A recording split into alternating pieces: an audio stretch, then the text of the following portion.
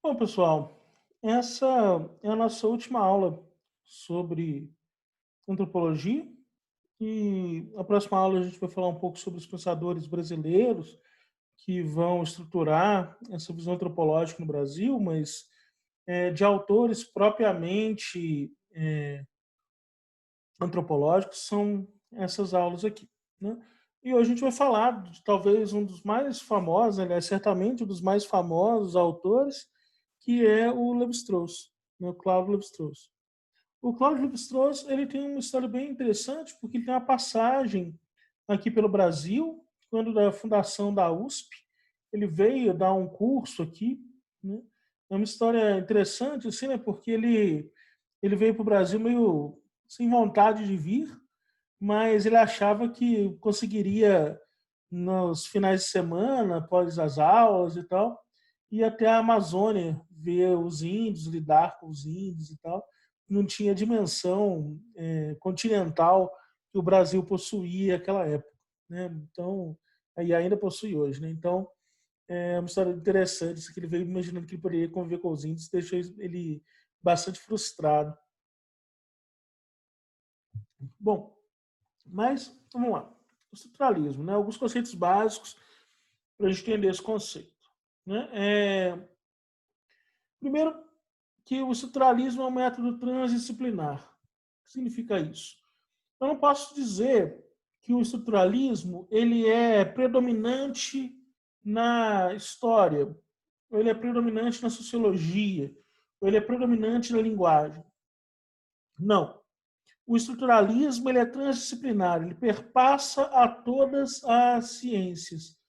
De certo modo, um pensador estruturalista imagina que a sociedade humana ela está conectada de forma bastante para que essas disciplinas possam se espraiar, né? Ou seja, se eu tentar compreender a sociedade humana apenas do ponto de vista econômico, eu estou cometendo um grave erro, porque eu não entendo, por exemplo, a relação simbólica que ocorre na religião.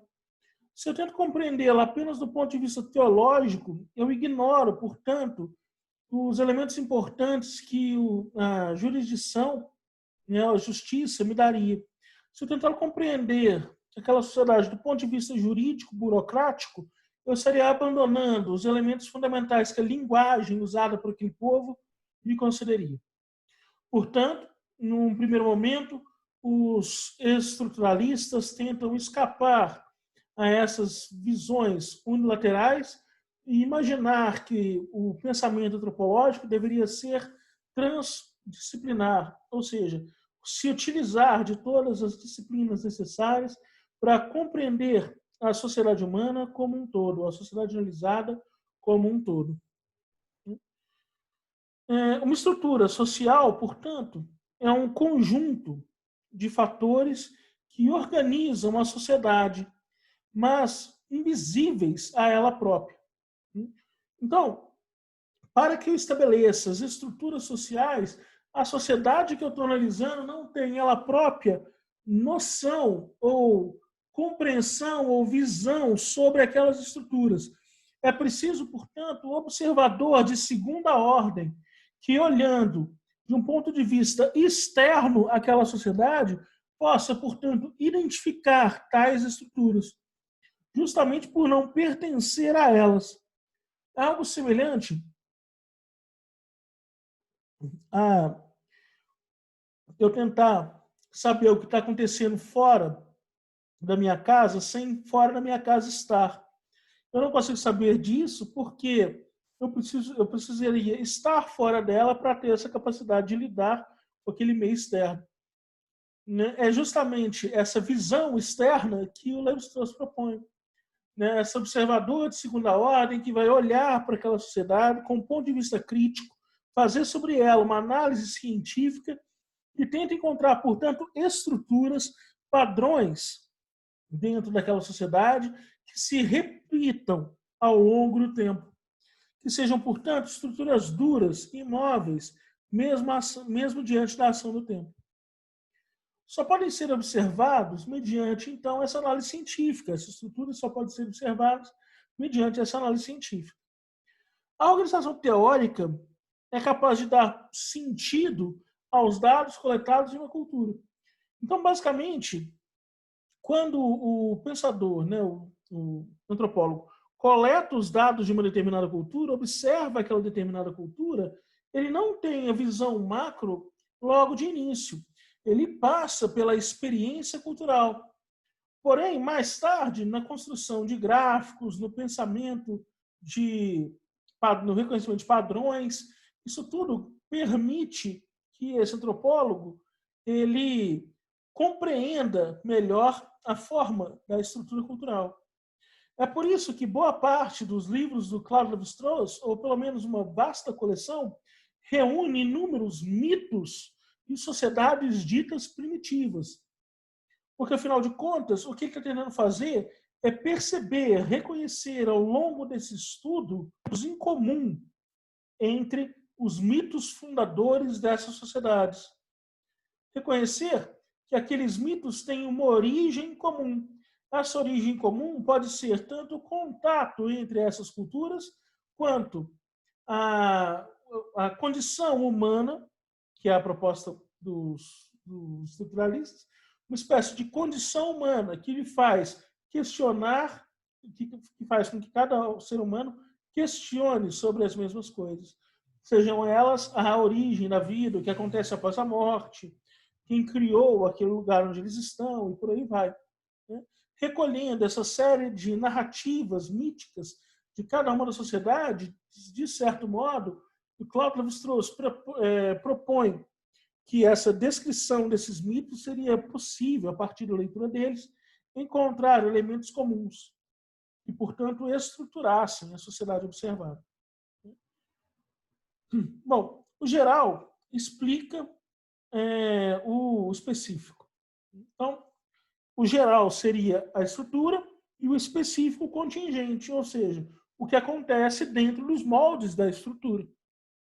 Quando eu pego, portanto, um mito como mito fundador e identifico que no mito fundador existia o caos, e o caos era descrito como um cair úmido, né? E aí, a partir daí, ele cria a Terra, e ele cria a Terra e o céu, e aí do descolamento entre a Terra e o céu, né, que é Gaia e Urano, eu tenho passar dos dias, eu tenho Cronos. Né? Mais tarde, o mito cristão vai dizer sobre Deus criar a Terra, e a partir daí o dia começou a passar. Né? E aí, portanto, eu tenho explicações com temáticas semelhantes por duas mitologias distintas. Né? São esses elementos em comum que estruturam a narrativa de toda a sociedade. Toda a sociedade quer entender como o tempo funciona. Toda a sociedade quer entender como ela foi criada. Toda a sociedade quer entender como agir em sociedade. Bom, então a gente vai ter elementos gerais que vão explicar os acontecimentos particulares ou os acontecimentos contingentes. Né? Por exemplo, não se pode explicar como é que eu frito um ovo. Imagina que eu chego para alguém e falo assim, olha, me explica como é que você frita um ovo. Aí o cara vira para mim, explico, tranquilo. Olha, mas você precisa me explicar, só que eu não sei o que é fogo, eu não sei o que é frigideira e eu não sei o que é um fogão. Aí fica mais complicado, não é? Eu preciso ter uma certa quantidade de elementos em comum entre a minha linguagem e a do outro para que eu possa explicá-lo como as coisas funcionam. Né? Esse elemento é bem importante. A necessidade de um estabelecimento de uma linguagem comum. Linguagem comum essa que não é meramente por troca de informação, mas também por simbolismo linguístico. Ou seja, a simbolização, né, a nossa capacidade de simbolizar o mundo e, portanto, representar elementos semelhantes, independente da sociedade que somos. É justamente esses elementos em comum que o estruturalismo está buscando como pontos centrais. Os elementos organizacionais de uma sociedade não são, portanto, na visão estruturalista, aleatórios, mas possuem significado sincrônico e diacrônico. Existem elementos que vão ter significado só em um único momento daquela sociedade, que são os elementos sincrônicos. Porém, os elementos diacrônicos vão ter significado ao longo de vários anos, ao longo de toda a sociedade. São, portanto, estruturas muito mais presas, muito mais imóveis, muito mais inertes, que perpassam toda a sociedade. A metáfora da máquina para descrever o comportamento social. Esse é um outro elemento importante. Os estruturalistas tentam descrever o comportamento social de maneira mecânica. Quando eu expliquei Hobbes para vocês, muito provavelmente eu falei sobre a metáfora corporativista. A metáfora corporativista nada mais é do que tentar entender a sociedade como corpo social. Agora, a metáfora mecânica significa tentar entender a sociedade como uma máquina que possui suas engrenagens, mas que, antes de mais nada, possui as estruturas básicas nas quais as engrenagens se encaixam. Essas estruturas básicas são o objeto de análise do estruturalismo, porque é justamente a existência dessa estrutura que confere significado às engrenagens. E o lugar de cada engrenagem é determinado por essa estrutura básica. É só pelo fato de eu saber o que é fogo, o que é fogão, o que é uma frigideira e o que é um ovo, que eu consigo imaginar o ato de fritar um ovo e compreender sua explicação. Se não fosse por isso, essa estrutura base linguística que me permite essa compreensão, de forma alguma haveria comunicação, haveria transmissão de ideias e haveria construção de elementos simbólicos. Bom, há também uma influência marxista no pensamento estruturalista. O marxismo vai ter uma forte presença do estruturalismo, onde ele vai imaginar que a sociedade é composta de estruturas, que são fixas, conjunturas, que são variáveis, e crises. Tem já gravado uma aula aliás, 3 aulas sobre marxismo, onde eu explico a diferença entre esses 3 conceitos. Mas só para retomar, para a gente não perder o fio da meada, a estrutura é um elemento base, como, por exemplo, o costume, que nós adquirimos ao longo do tempo quando estamos namorando com alguém. Ora, a estrutura é como se fosse algo fixo, uma reta. A conjuntura são as curvas que nós encontramos perante o caminho. Pode ser, por exemplo, quando o namoro está muito bom e eu quero transformar aquilo em casamento. Portanto, quanto melhor for o namoro, mais favorável é a conjuntura. Mas, obviamente, conjuntura é variável. Porque, em um dado momento, o revés da sorte pode me levar à frustração daquele meu desejo anterior. E o resultado seria, portanto, que eu passaria de uma conjuntura favorável para uma conjuntura desfavorável àquele relacionamento. Por último, a crise. A crise é um momento de transição entre 2 estruturas. Talvez até mesmo de uma ruptura. Ora, na crise, decide-se, portanto, se é o momento, por exemplo, que eu peço a minha namorada em casamento. E, portanto, ela decide me dar um pé na bunda ou continuar comigo. Se decide continuar comigo, nossa relação, o namoro não mais é. Agora é pelo menos um noivado. Se decide me dar um pé na bunda, também eu não namoro mais. E, portanto, a estrutura se modificou.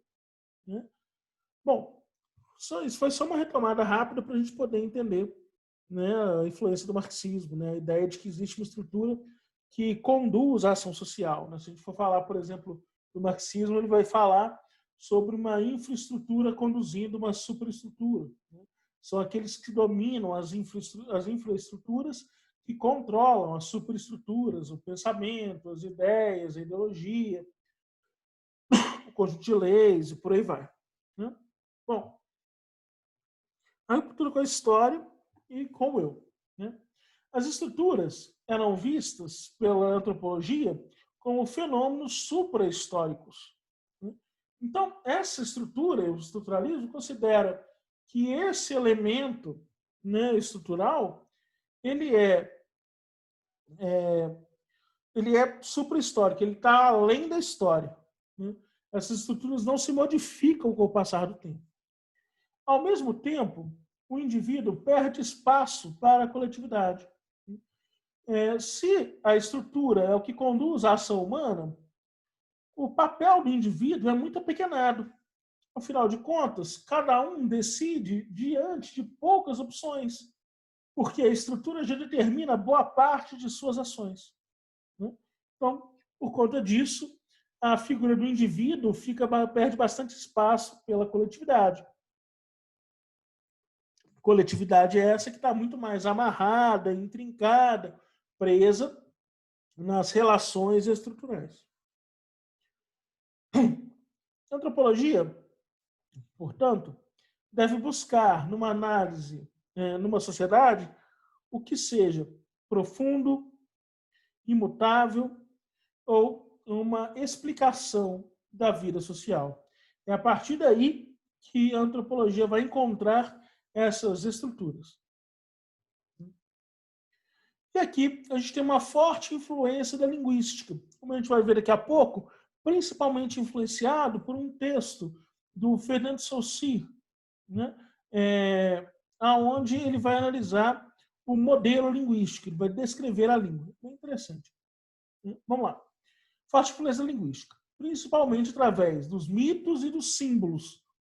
Mito é o mito de origem, o mito do fim, o mito dos laços sociais, ou seja, uma história, um conjunto de crenças que organiza aquela sociedade de acordo com esses elementos centrais, a sua origem, o seu fim, os seus laços sociais. Né? Enquanto isso, os símbolos são os elementos que, dentro destes mitos, simbolizam cada um desses eventos. Como, por exemplo, banhar a cabeça da criança em água benta, que simboliza para o meio católico o batismo, né, a conversão da criança em católico. Mas eu poderia dizer sobre colocar as mãos em... perdão. Eu poderia dizer também sobre a festa de 15 anos, que representa, pelo menos para a sociedade de 15 anos atrás, a passagem da menina de criança para o mundo adulto. Né? E, portanto, quando ela vai ser apresentada à sociedade com 15 anos. Né? Ora, poderia dizer sobre os índios que colocam as mãos em ninhos de formiga, em formigueiros, e deixam-se picar por um certo período de tempo para marcar a sua passagem do período infantil para o período adulto. Eu poderia dizer também de uma série de outros elementos que marcam essas transições. Cada sociedade simboliza essa tradição de acordo com o seu comportamento, com a sua própria estrutura. Mas todas elas estão de acordo com o mito de que é preciso transicionar entre a vida infantil e a vida adulta. O casamento é outro elemento interessante. Né? Eu posso simbolizar o casamento comendo pão com sal, né? Que é um simbolismo do casamento cigano. Mas eu também posso simbolizá-lo com a troca de alianças. Posso simbolizá-lo com o quebrar de taças. Posso simbolizá-lo com uma série de coisas, com uma tatuagem, com o que vocês quiserem. Mas o mito é o laço familiar se concede ou se confere no casamento. A partir deste laço familiar é que a reprodução naquela sociedade se dá. Porém, a forma como esse casamento vai ser feito vai ser o mais variado possível. Vai variar tanto quanto existem sociedades. Os velórios e rituais de passagem da vida para a morte são também elementos simbólicos relevantes. Eu posso simbolizar a morte com o velório, como nós o temos na Igreja Católica. onde o sujeito vai, vela o corpo por um certo período de tempo, por aí vai. Mas eu também posso simbolizar a passagem da vida para a morte através de colocar o sujeito em um barco e atear fogo, deixá-lo correr pela correnteza. Eu posso simbolizar a morte e a passagem colocando moedas nos olhos do sujeito. Eu posso simbolizar a passagem da morte de uma série de formas distintas. O que significa, de fato, é que toda sociedade lida com mitos em comum, mas cada sociedade simboliza esses mitos de formas diferentes. Certo? Bom, a linguagem e o estruturalismo. Principalmente, então, influenciado por um sujeito chamado Fernando Saussure, quando esse publicou um livro chamado Curso de Linguística Geral. Aqui tem um probleminha no pensamento do Saussure, ou na interpretação do pensamento do Saussure. O Saussure ele vai publicar esse livro no começo do século XX e ele dava um curso na faculdade onde ele lecionava chamado Curso de Linguística Geral.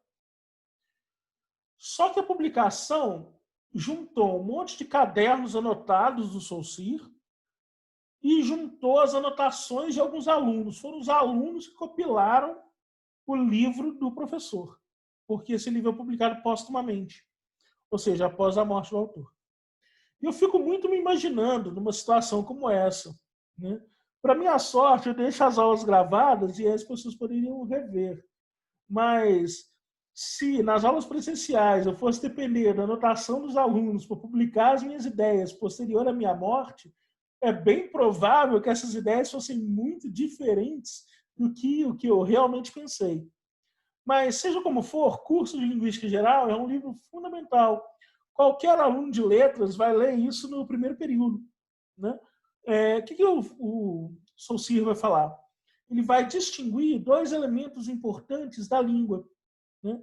Ele vai dizer sobre a langue e a parole. A langue é a escrita e a parole é a fala. A langue tem uma estrutura própria, enquanto a parole é um conjunto, é uma conjuntura. Ou seja, a língua escrita, né, eu vou chamar de escrita de fala, tá? Langue, escrita, parole, fala. A escrita, portanto, tem uma série de elementos que podem ser descritos, como, por exemplo, a nossa gramática. A nossa gramática é um conjunto de regras sobre as quais a escrita está submetida, ou que, de certo modo, descrevem como era a língua, a escrita, perdão, em um determinado momento. Ora, a estrutura está dada, porém, a fala ela é conjuntura. A fala muda ao longo do tempo. E expressões que eu utilizava há 5 anos atrás não são mais usadas pelos jovens hoje. E as expressões que os jovens usam hoje não serão utilizadas pelos jovens de daqui a 10 anos. Porque a língua, né, a fala, a língua falada, ela muda com o passar do tempo. Ela é conjuntural. Enquanto a langue, a escrita, ela se altera com muito mais lentidão. Ah, mas tem o acordo ortográfico de 1900. Tem os acordos ortográficos. Porém, eles são muito mais raros do que as alterações linguísticas na fala. Né? Portanto, há uma ruptura entre fala e escrita, de certo modo. Né? Principalmente a partir do momento em que a nossa escrita se torna grafofonética, ou seja, quando nós tentamos representar a nossa fala, muitas das vezes há um conflito entre a forma como escrevemos e a forma como falamos. Por exemplo, desde 1800 e pouco, já se questionava o uso de C antes de T em português, com palavras como dicto. Né? Porém, só muito mais tarde essas palavras foram retiradas do vocabulário da língua portuguesa. Ou seja, a escrita é a estrutura e a linguagem, a fala, é a conjuntura. Fora isso, há também elementos semióticos. A semiótica é o estudo dos signos, não dos signos do zodíaco, por favor, dos signos linguísticos, dos signos de comunicação, do que as coisas significam. Os elementos semióticos de uma cultura podem envolver, por exemplo, a forma de olhar, a forma de agir. Então, textos como O Corpo Fala, ou aquele canal Metaforando do YouTube, mostram para a gente muito bem um estudo semiótico, um estudo sobre o comportamento e sobre o simbolismo das ações humanas. Seja a mudança no tom de fala, seja a contração de determinados músculos faciais. Tudo isso indicia para as pessoas como se deve agir, ou o que aquela pessoa está dizendo.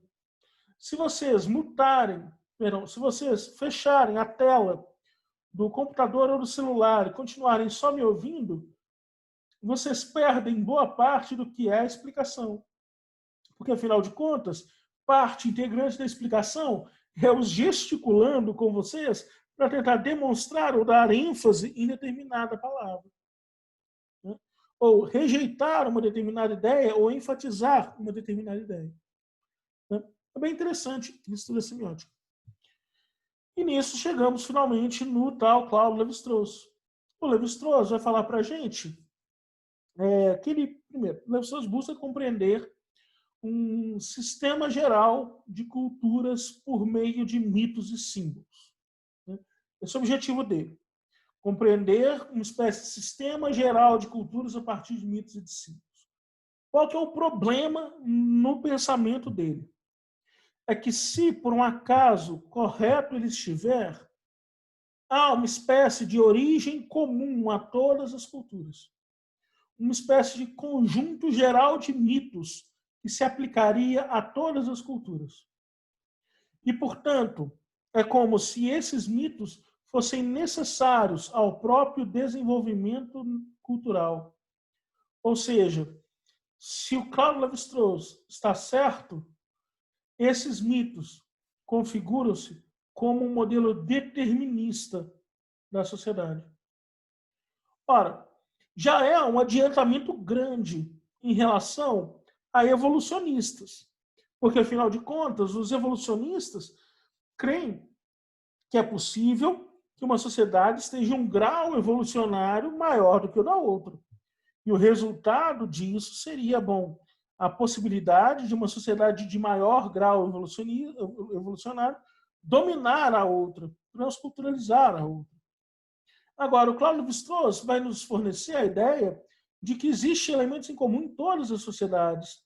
Portanto, se hoje a África, se hoje, século XIX, a África e a Europa são assim tão diferentes, não significa uma diferença natural entre elas, porque naturalmente elas se formam em torno de mitos e fundamentam a sua cultura através de mitos semelhantes.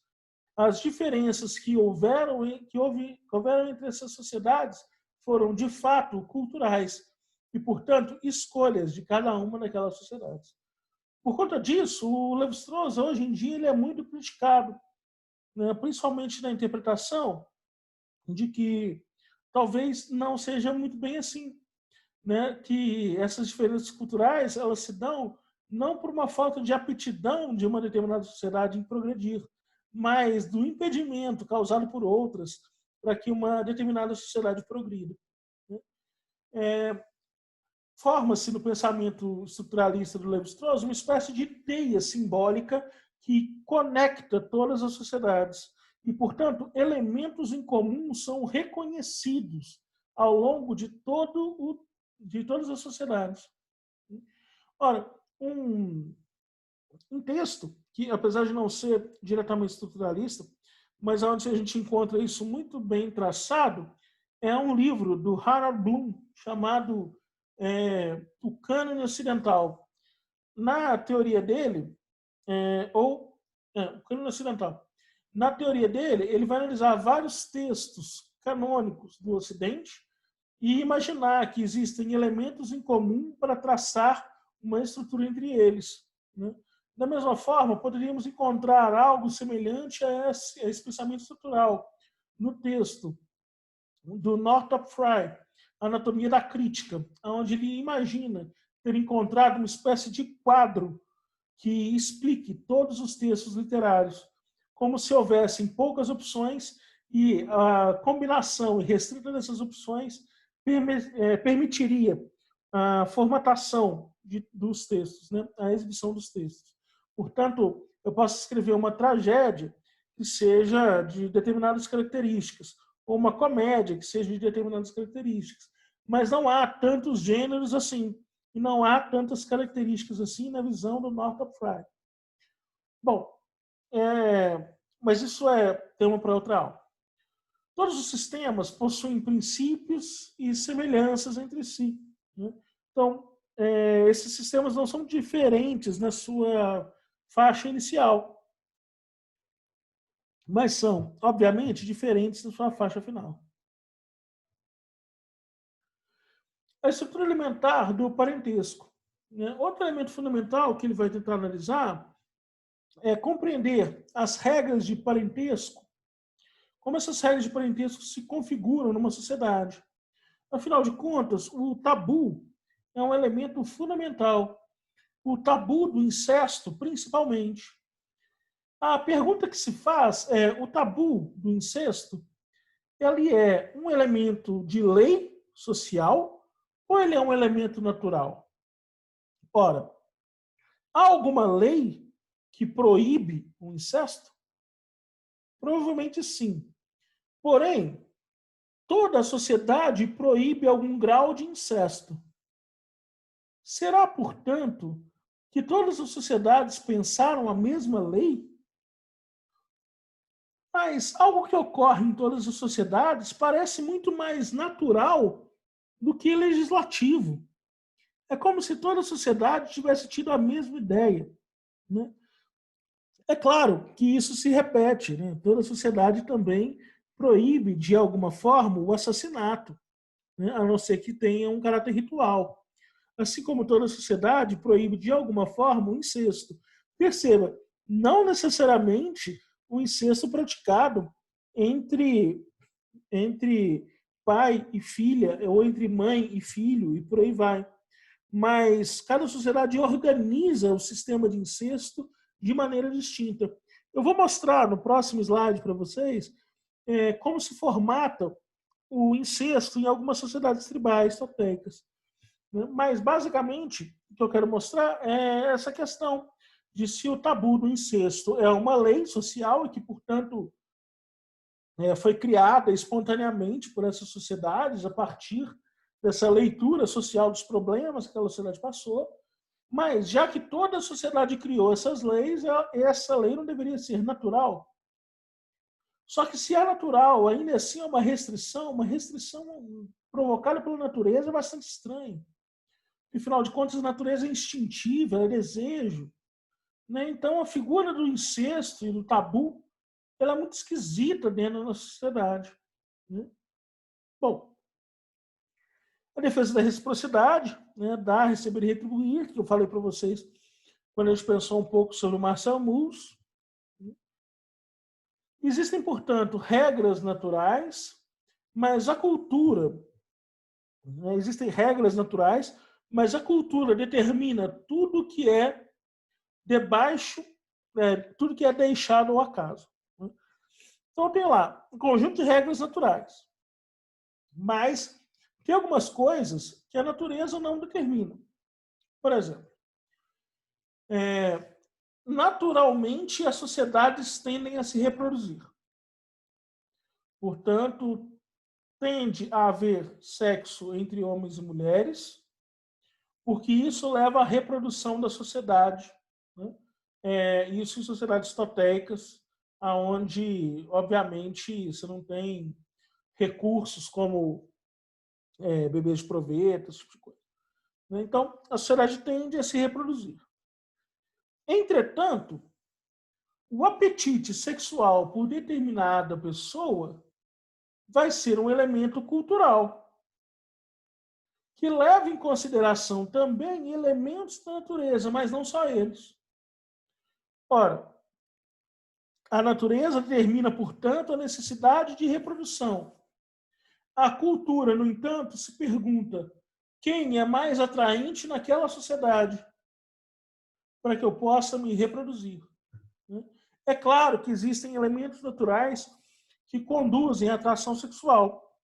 Porém, porém, não é por isso que vai se deixar de buscar outras pessoas que podem despertar a atração sexual não pelas suas características naturais, mas por elementos naturais, como, por exemplo, a desenvoltura no falar, a capacidade de prestar atenção na fala dos outros, e, portanto, de usar essa fala do outro como elemento organizador da sua própria fala, e por aí vai. Né? Há, portanto, na visão do Claude Lévi-Strauss, uma economia familiar que divide a sociedade segundo um trabalho, na época, sexista. Né? Ou seja, a divisão social se dava entre homens e mulheres. Os homens cabia a caça e a proteção daquela sociedade, mas que plantia e a colheita de alimentos. O Claude Lévi-Strauss também se refere ao totem tabu do Freud, né, que é uma descrição pormenorizada de como, na visão freudiana, esse mecanismo de tabu comum em toda a sociedade foi sendo produzido. De certo modo, é um texto onde o Freud vai trabalhar com o princípio, uma espécie de gênese da cultura, né? Que sofre também do mesmo problema que eu apontei para vocês em relação ao Claude Lévi-Strauss, a ideia de que toda cultura tem a mesma origem. Né? Seja como for, vamos tentar imaginar um pouco sobre essas estruturas do tabu do incesto em sociedades toteicas. O que é uma sociedade toteica? Uma sociedade que cultua totens. Né? Então, eu tenho aqui 3 sociedades. A sociedade do totem da vaca, a sociedade do totem da cobra, perdão, e a sociedade do totem do javali. Cada uma delas tem esse grupo de pessoas aqui, beleza? Quadradinhos são homens, círculos são mulheres. Então, dentro de uma mesma tribo, aquelas pessoas não podem se reproduzir por tabu. Então, eu não posso ter, né, uma parceria sexual, mesmo que eu não seja parente ligado diretamente, entre um membro do totem da vaca e outro membro do totem da vaca. Assim como não posso ter um membro do totem da cobra e um outro membro do totem da cobra, como não posso ter entre 2 membros do totem do javali. Entretanto, a ligação sexual entre membros fora dessas comunidades são permitidas. Como eu expliquei para vocês quando eu estava falando de difusionismo, vale a pena mencionar que essa necessidade de procurar o parceiro sexual em outro totem permite circulação de pessoas. Essa circulação de pessoas também leva à circulação de genes e ao aumento da variabilidade genética. É a desculpa ou a forma de explicar biológica para essa circulação. Porém, a forma de explicar social dessa circulação é o fato de que essas sociedades possuem vínculos que vão muito além da biologia. Essas sociedades possuem vínculos armamentícios, possuem vínculos de guerrilha e compartilham entre elas elementos como alimento e como conhecimento. Então, a necessidade de vincular-se com figuras externas ao seu próprio totem permite que essas sociedades se liguem numa espécie de trama ou rede. Quando a gente for falar sobre redes sociais, a gente volta nisso. Mas é como se isso permitisse o estabelecimento da conexão de pessoas, da conexão entre pessoas. Porém, é claro, a figura, a criança gerada pela união entre totens distintos vai sempre pertencer ao totem da mãe, porque a mãe é sempre certa, né? E aí o pai é meio incerto, dependendo do apetite sexual da mãe. né? Então, nessa figura aqui, por exemplo, um membro masculino do totem da vaca teve um filho com um membro feminino do totem da cobra. E, portanto, o membro que nasceu, né, a criança que nasceu, vai pertencer ao totem da cobra. O mesmo ocorre entre o membro do totem da cobra e do javali. Como a mãe pertence ao totem do javali, então a criança vai ser do totem do javali. Perceba, portanto, que essa criança gerada, que hoje pertence ao totem da cobra, poderia se reproduzir com a criança gerada sobre o totem do javali, permitindo, portanto, a circulação cultural e biológica de elementos em totens distintos. Porém, o mais interessante é isso daqui. Não pode haver, portanto, sexo entre membros do mesmo totem. Portanto, a mãe que teve essa criança não pode transar com a própria criança porque elas pertencem ao mesmo totem da cobra.